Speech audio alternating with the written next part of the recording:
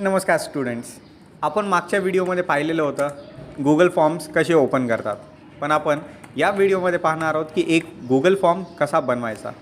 मी इथे स्कूल कॉम्पिटिशनसाठीचा एक Google form बनवत आहे. जर आपण गूगल फॉर्म बनवताना नीट बघितलं असेल तर टायटल मेन्शन करावं लागतं आणि वेगवेगळ्या प्रकारचे क्वेश्चन्स मेन्शन करायचे असतात. सगळ्यात पहिले मी डिसाईड केलं आहे की स्कूल कॉम्पिटिशन्स आणि त्याचे डिटेल्स फिल करायचे. तर मी टायटल जिथं होतं अनटायटल्ड फॉर्म तिथे मी स्कूल कॉम्पिटिशन्स असं नाव दिलेलं आहे. तुम्ही काही पण देऊ शकता. तुमच्या मनाने गूगल फॉर्मला जे नाव द्यायचं ते तुम्ही देऊ शकता. त्याच्या खाली तुम्हाला कॉम्पिटिशनचे किंवा त्या गूगल फॉर्मचे सगळे डिटेल्स द्यावे लागतात. हा गूगल फॉर्म कोणी बनवला आहे, का बनवला आहे, जर समजा गूगल फॉर्म जे फिल करतायत त्यांना जर तुमच्याशी कॉन्टॅक्ट करायचा असेल तर तुम्ही इथे तुमचं name, email address, phone number एन्क्वायरीसाठी देऊ शकतात आणि सगळे डिटेल्स देऊ शकतात. त्यानंतर जर हा गूगल फॉर्म मला स्कूल कॉम्पिटिशनसाठी बनवायचा आहे तर मी खाली वेगवेगळ्या प्रकारचे क्वेश्चन्स विचारेल. तुम्ही पाहू शकतात की मी इथं नेम ऑफ स्टुडंट असं विचारलं आहे आणि हे नेम ऑफ स्टुडंट एक शॉर्ट आन्सर आहे. ठीक आहे. टाईप ऑफ आन्सर कसं आहे की शॉर्ट आन्सर आहे. मल्टिपल चॉईस असतं का, नेम ऑफ स्टुडंट नाही. त्यामुळे मी असं बघितलं आहे की नेम ऑफ स्टुडंटला शॉर्ट आन्सर केलं आहे आणि त्याला रिक्वायर्ड असं बटन ऑन केलं आहे.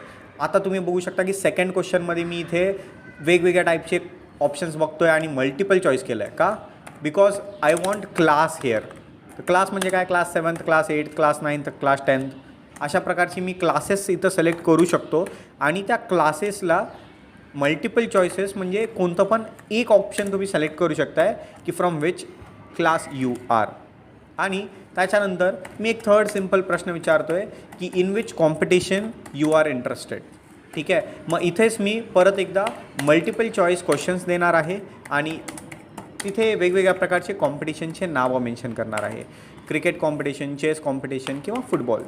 नाव whenever student will come to my Google form, ज्यावेळेस स्टुडंट्स माझ्या गूगल फॉर्मला बघतील त्यावेळेस त्यांना हे 3 क्वेश्चन्स दिसतील. पण आता हा सगळा फॉर्म बनल्याच्या नंतर हा गूगल फॉर्म स्टुडंट्सला शेअर कसा करायचा, तो स्टुडंट्सपर्यंत कसा जाणार. तुम्ही ह्याच्या आधी बघितलं असेल की हा गूगल फॉर्म ज्यावेळेस बनतो त्यावेळेस तुम्हाला एक लिंकद्वारे येतो. करेक्ट. तीच लिंक कशी जनरेट करायची ते बघूयात. आता माझा फॉर्म पूर्णपणे रेडी झालेला आहे.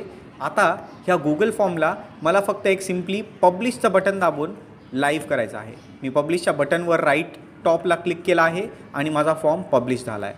पब्लिश झाल्याच्यानंतर तुम्हाला त्याच्याच बाजूला शेअर नावाचं एक ऑप्शन येतं.